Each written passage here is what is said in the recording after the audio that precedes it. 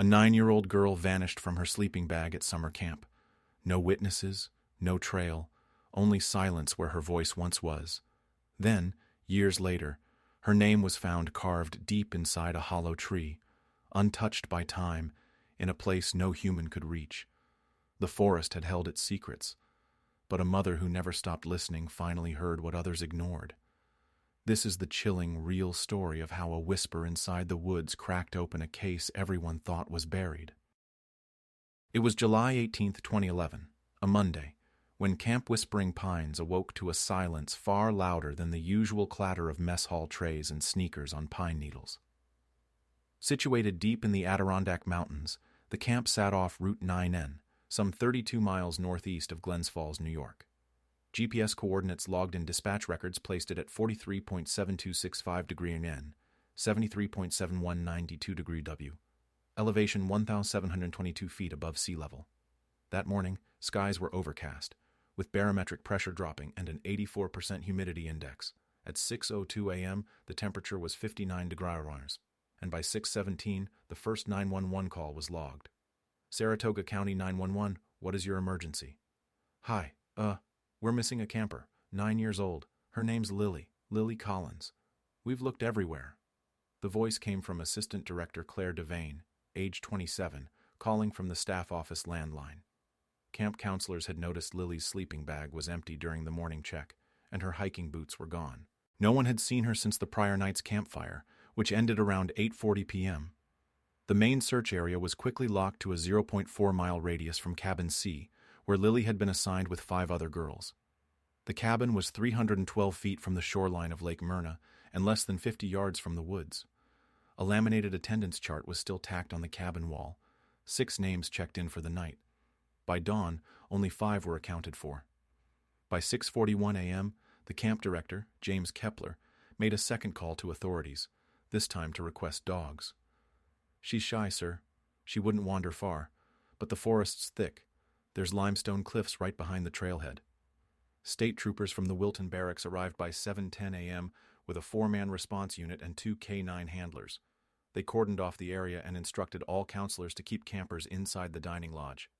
A digital timestamp from a wildlife camera 60 yards north of the cabin entrance captured motion at 4:46 a.m. The figure was indistinct, but authorities flagged it immediately. The file name, Cam 5 Tree 01 071811 446 AM JPG. No alarms had been triggered. No one had heard footsteps. But at 8:03 a.m., searcher David Romero found Lily's orange flashlight, cold to the touch, half buried in moss, roughly 280 feet from the cabin, down an unmarked deer trail leading north. Investigators mapped the area and began using topographical overlays to determine possible movement paths. The terrain was uneven, with shallow granite outcrops and patches of thick mountain laurel. By 9:25 a.m., the forest grid was divided into 5 search quadrants, with Quadrant C designated as high priority due to signs of crushed foliage and what looked like small footprints. But there was something else. At 10:17 a.m., a camp nurse, Kelly Owens, noticed something Lily's bunkmates hadn't mentioned in the initial report. Lily had been writing letters, but none were found in her backpack. Her bunkmate, 10-year-old Aaron Santos, said Lily had been drawing trees with faces and mentioned wanting to see the Shadow Hill, a phrase that didn't match any known camp landmarks. She kept saying the trees whispered at night, Aaron recalled. She said they know secrets. I thought it was pretend.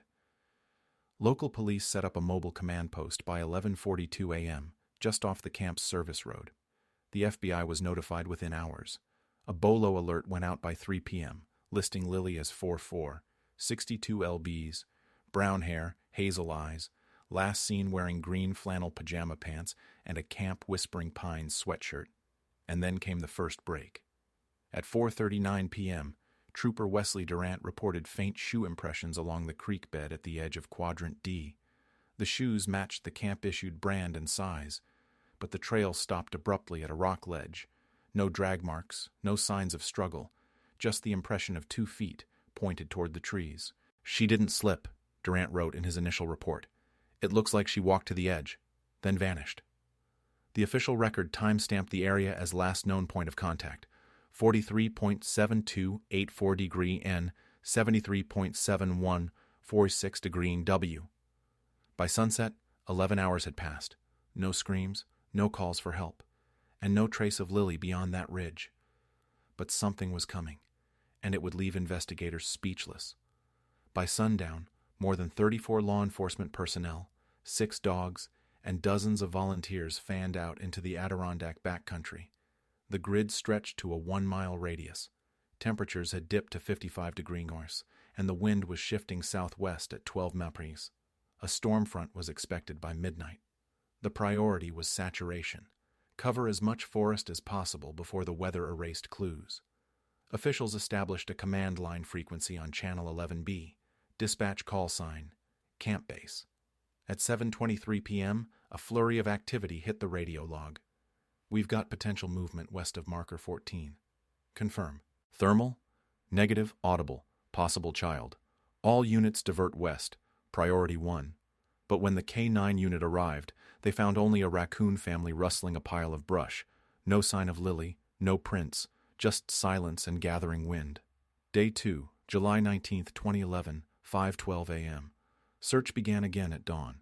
Air support was deployed from Fort Drum with a Bell OH-58 Kiowa, tail number N342AJ. Its FLIR system swept the eastern rise beyond the camp perimeter. Nothing warm-sized pinged. By 9 a.m., officials expanded the radius to 2.2 miles. They logged over 87 boot impressions, flagged 3 as partial matches. All 3 disappeared near marshy terrain, easily muddied by deer hooves and runoff. 911 transcript, July 19, 2011, 10:47 a.m. Dispatcher, 911, what's your emergency? Caller, female, 13. Hi, I'm calling because my friend heard something last night, and I think it was Lily. Dispatcher, where are you now? Caller, at camp, cabin B. My friend Sarah said she heard whispering at like 3 a.m. From the trees. Dispatcher, did she see anyone? Caller, no, just, it was like the trees were talking, like someone was whispering her name. I know it sounds weird, but Lily used to say the woods talk. Dispatcher, we'll have someone speak to you directly. Stay at the cabin.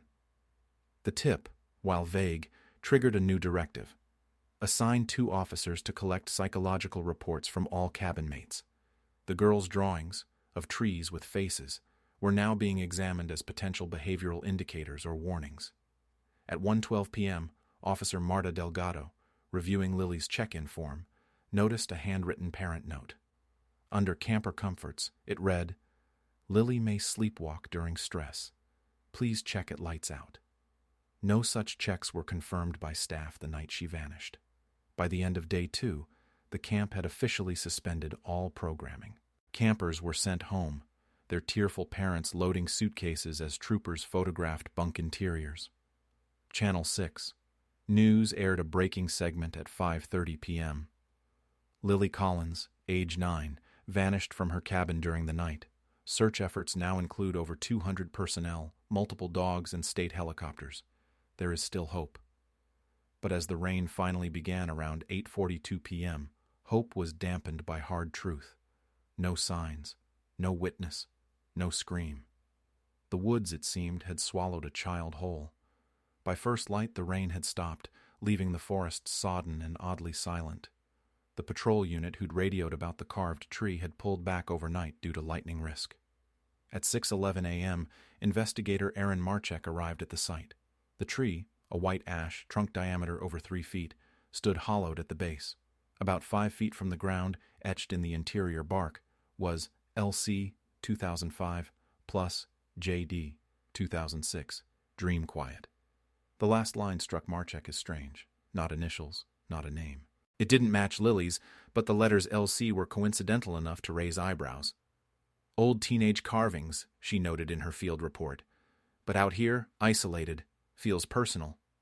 Back at Camp Whispering Pines, the base expanded their missing persons radius to 3.5 miles. Deputy Nate Luger requested satellite overlays from USGS to identify any anomalies or previously undocumented structures. The camp's foundation dated back to 1966, and some blueprints were missing. By noon, 128 searchers were in the field. Terrain teams were split by role: brush crawlers, cliffline spotters, and stream sweepers. Water search crews deployed drones with thermal cameras.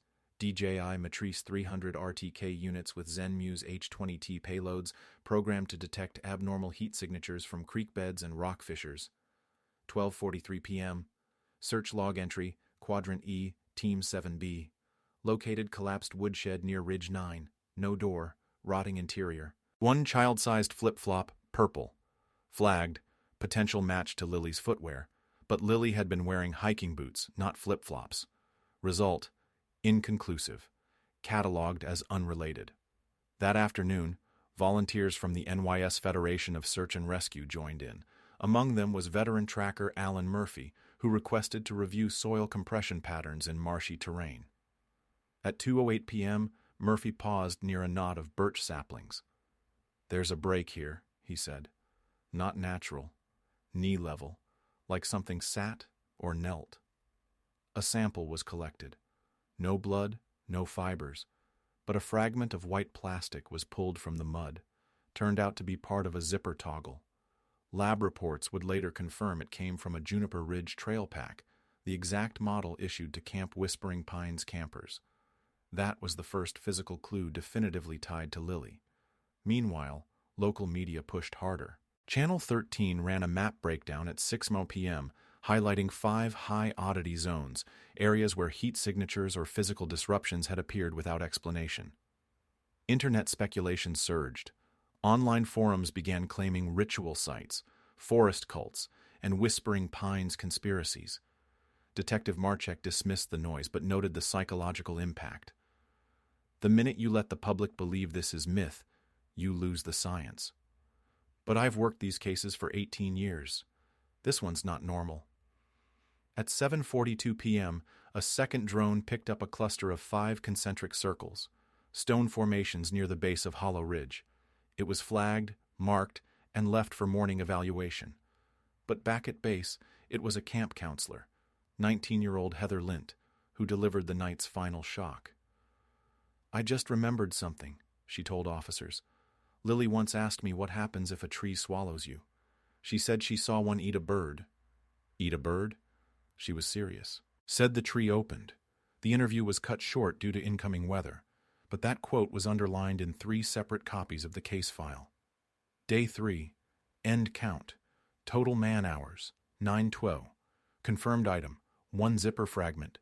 Carvings, inconclusive. Lily's location, still unknown, and the trees were still whispering. By sunrise, the camp had been transformed. The press had arrived in force. Satellite trucks from ABC, WNYT Channel 13, and CNN affiliate WRLS parked on the service road. Helicopters chopped the tree canopy overhead by 8:22 a.m. Reporters in windbreakers paced behind the tape, shouting questions at anyone in uniform. Rumors were airborne and multiplying. The hollow pine struck by lightning revealed a fresh mystery. Deep internal carvings on the interior grain, not visible from the outside. The bark had sheared open in the storm, creating a jagged window into the trunk's heart. Etched in perfect vertical script was a name, Lily C., 7 to 1811, clean, undisturbed, as if protected from rot, weather, or insects for years. The wood around it was bone-dry, though the forest had been soaked for days. Forensic arborists from the New York Department of Environmental Conservation were called in.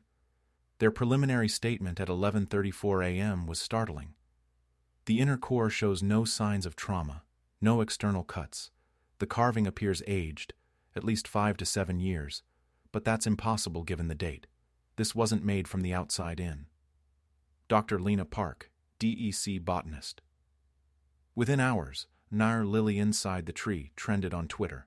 Social media threads bloomed with theories, from time loops to ghosts to natural portals. But in the chaos, the investigative team was working a new tip. 2:15 p.m. Officer Shannon Bluth's interview log. A man named Frank Harrelson, age 67, had shown up at the perimeter. He claimed to be a former groundskeeper for Camp Whispering Pines in the late 80s and said he knew where the trees split. "There's a place," Harrelson told officers, "behind the ridge, west of the old mine road. There's a spot no one clears, 'cause tools rust there. Saplings never grow right. Trees lean inward, like they're guarding something. Skeptical but desperate, the team followed Harrelson. At 3:48 p.m., they reached a circular grove where 5 oaks tilted toward the center. A broken compass held by a cadet confirmed magnetic interference. However, the promising lead deteriorated fast. Harrelson grew erratic, claiming he'd once spoken to the roots. When pressed, he admitted to fabricating details to gain camera attention. He was escorted off-site. False lead logged, ID, FTL 204. Result, dismissed. No verifiable data. That evening, Camp Whispering Pines was officially shuttered for the season. The children were long gone, but now even staff were being housed off-site. Only investigators, forensic teams, and drone pilots remained. 6:05 p.m. Audio transcript, local news interview reporter. We're joined by Gwen Collins, mother of Lily Collins, who vanished 3 days ago. Gwen, if you're watching and you took my daughter, please let her come home. If she's alive, I will never stop looking. Never. Reporter, do you believe she's still out there? Gwen, long pause. I don't believe she left. I think something took her, something that doesn't leave footprints. Back in the command tent, analysts reviewed all carvings again. One word stood out, dream quiet, from the earlier tree etching. They began running the phrase through missing child databases. Search result. Hit, case, 1926, Albion, archived. A girl named Jane Terrell, age 10, vanished from a different Adirondack camp in 1997. Her final journal entry read, "Dream quiet, go where the trees remember." Her case was never solved. The pattern was forming. Cliffhanger. At 11:33 p.m., a motion sensor camera mounted near Hollow Ridge triggered. The image showed no person, but the video feed, 3 seconds long, captured something chilling. The bark on a nearby maple visibly shifted, as though something pressed outward from within. And then, a whisper. Faint, recorded on audio. Analysts slowed the waveform. It said, "Still here." By the first week of August 2011, the command post at Camp Whispering Pines was dismantled. The yellow tape curled on trees like old streamers, and the mobile units were gone. A single bulletin remained tacked to a rain-softened plywood wall, showing Lily's face, sun-bleached and peeling at the edges. Over 1,100 personnel hours had been logged, 13 miles of forest combed, 3 heat signatures investigated and dismissed. With no new leads, the Saratoga County Sheriff's Office officially moved the case to active hold status. Internally, the file was marked cold. Gwen Collins did not return to her home in Shroon Lake. Instead, she rented a 2-bedroom cabin 3 miles from the camp's main entrance. The lease was anonymous, signed through a legal proxy. She refused interviews after August 10th and began visiting the forest alone at dawn and dusk, pacing old trails with a pocket recorder and a handheld UV flashlight, scanning the bark. Every night she lit a small fire near the Hollow Ridge trailhead and sat beside it until the embers died. On the 1-year anniversary, a small crowd gathered with candles and handmade signs that read, "Bring Lily home and still searching." A local news crew caught Gwen's only public statement in months. She stood in a long coat, wind biting at her cheeks, and said simply, "The woods know. I still listen. I hear her." When asked what she meant, she replied, "Some trees keep secrets. I think she's in one." In September 2012, an envelope arrived at the Collins family attorney's office. It had no return address, but it bore a North Carolina postmark and contained a single pine needle, dry and pressed between wax paper, alongside a black and white photo of Hollow Ridge. On the back of the image, someone had typed, "She sleeps where the world folds inward." The photo contained no forensic fingerprints, no DNA. The ink was common. The pine needle matched the general genus of trees in the Adirondacks, but not specifically from the camp.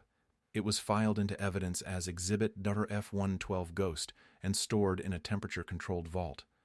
No suspects were identified. The family never received another message like it. In early 2013, the tree core that had held Lily's name was sent to a private lab in Vermont for analysis. The results raised more questions than answers.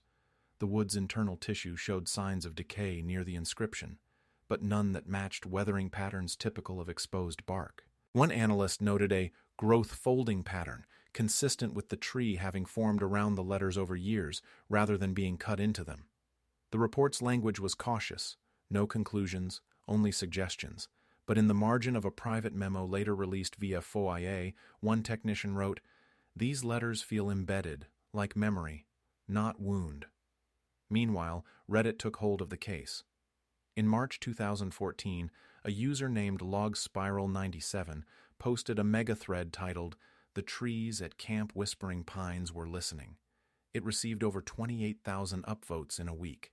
Commenters parsed satellite images, found geometric tree patterns, debated missing rings in growth cores, and posted comparisons to other disappearances in forested camps.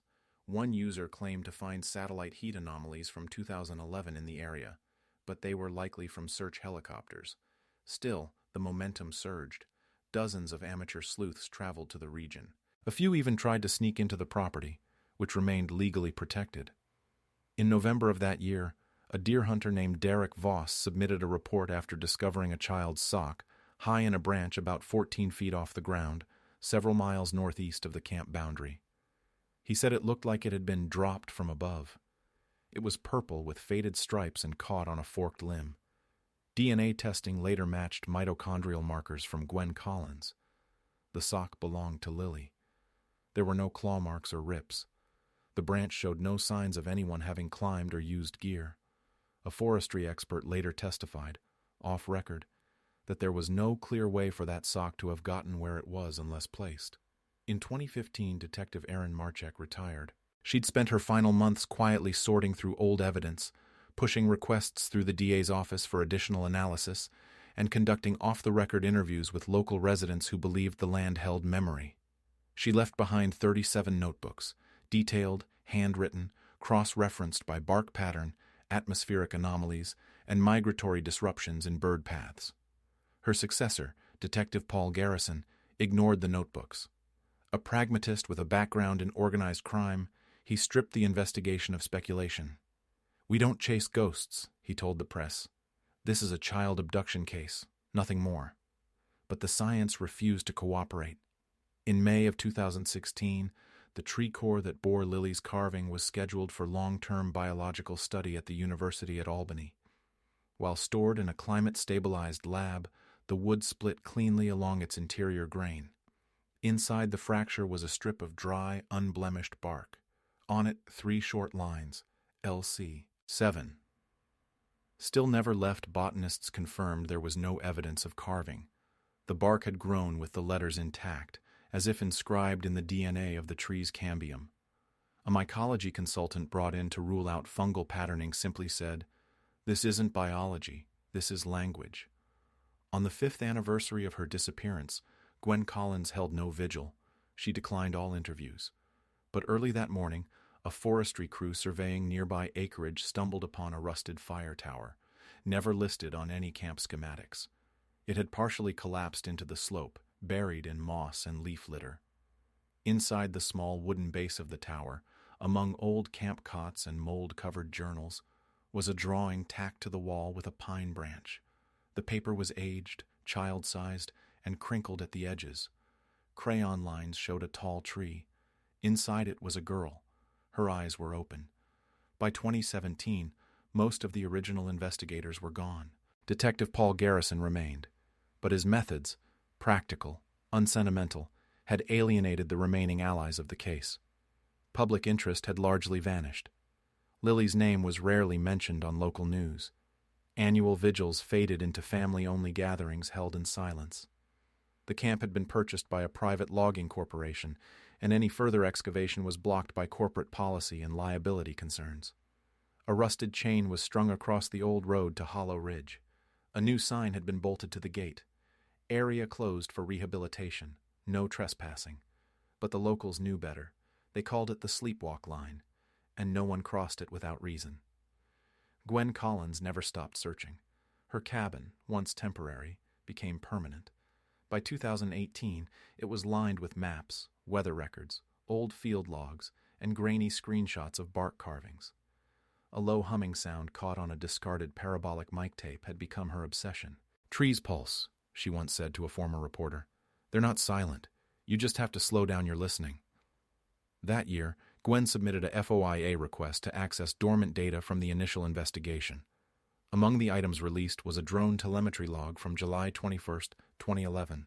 It was from a unit that had crashed shortly after takeoff due to signal interference, but the camera had recorded 4 seconds of erratic video before its final frame. When Gwen slowed the video manually, one freeze frame captured something odd: a figure standing behind a tree, visible only in the infrared spectrum. It was child-sized, motionless. The timestamp, 3:11 a.m., July 21st, 2 full days after Lily had gone missing. The location: edge of Hollow Ridge, 150 feet from where the tree with her name would later split open. She brought the image to authorities. They filed it. No follow-up. In 2019, a documentary crew from the UK approached Gwen about filming a limited series on the disappearance. She initially refused, but then she asked them a single question: "Can you see what heat remembers?" They returned 6 months later with an experimental thermal LiDAR scanner and permission to fly over a 5-mile radius of the original camp. The pilot flight lasted 4 minutes. The machine's algorithm flagged 87 anomalies. Most were explainable: rocks, animal burrows, solar reflections, except one. Exactly 0.7 miles west of the Hollow Ridge site, on a small raised slope, the LiDAR captured what appeared to be a chamber, completely enclosed by roots. Its shape was not random. It was oval, and roughly the size of a child curled into the fetal position. Botanists denied that root systems could create cavities of such regularity. Forestry engineers said it looked like a pod. But when ground crews attempted to probe the area, their metal detectors malfunctioned. One drone went down after losing gyroscopic balance. No excavation permit was granted. The image remained, archived in the University of York's Deep Structure Forest Study. In 2020, the pandemic halted all movement. Gwen remained alone at the edge of the forest. That spring, a storm flattened several trees near her cabin. One of the trunks shattered across the dirt and exposed its hollow. Inside were dry twigs and compacted moss. But what Gwen noticed, and photographed before it was burned in the county's fire cleanup, was a perfect spiral drawn in resin near the base of the trunk's interior. It hadn't been scratched. It had oozed there naturally. A tree bleed, following a pattern that mirrored one of Lily's last notebook doodles, recovered from the camp's lost and found bin in 2011. Gwen emailed the photos to the sheriff's office. No reply. In 2022, Paul Garrison retired without comment. His replacement, Detective Leah Arnott, had grown up just 2 counties away and had followed the Collins case since she was 13. She reopened the file within her first month on the job. Her approach differed drastically. Instead of ruling out theories, she cataloged them. She hired environmental psychologists, dendrochronologists, and remote sensing analysts. One of her first decisions was to subpoena the original Camp Whispering Pines lease documents, looking for any past land usage that had not been disclosed. What she found stunned her. In a handwritten note from 1971, the original owner of the land had scribbled a warning in the margin of a property survey. It read, "Sectors near ridge remain unsettled. Roots churn. Cabin 3 will not remain upright. Best to leave it." Cabin 3 had been removed in 1974 due to chronic soil destabilization, long before Lily's disappearance. That same plot of land is where the Hollow Ridge tree now stands. In late 2023, Detective Arnott organized a cross-agency task force to reprocess all sensory data from the first 5 days of Lily's case. While reviewing motion-triggered audio, an analyst enhanced the whisper captured near the tree that had once said, "Still here." Using new AI-assisted sound separation, the full recording was extracted. The whisper hadn't said just those 2 words. It said, "Still here. She listens. Let me go." Forensic linguists could not identify the speaker as Lily, but the voice was female, young, fractured between stress and melody. The breathing pattern suggested a body position consistent with compression, curled, chest-bound, possibly enclosed. One audio engineer privately said it sounded like it had come from within a cavity, not broadcast through the air but funneled through wood. As of early 2025, the investigation remains active. A new grant has been issued for advanced, non-invasive scanning of the Hollow Ridge Basin using phase-shift radar. Gwen Collins, now gray-haired and quieter than ever, still walks the forest twice a day. She carries no camera, no phone. Just a small worn journal and a graphite pencil. Every now and then, she stops and kneels near a tree, lays her ear to the bark, and waits. Sometimes for minutes, sometimes for hours. And once, in the late autumn dusk, a camper walking the trail nearby heard her whisper not to the forest, but to someone inside it. "Don't be afraid, Lily. I'm still here too." 10 years after a child vanished into the quiet dark of the Adirondacks, the mystery remains, not erased, not explained, but folded into the memory of a forest that never gave her back. The official record ends with fragments, a name etched where no hand could reach, a sock caught on a branch above any child's grasp, a drawing of a girl inside a tree, and whispers traced in waveforms that still defy logic.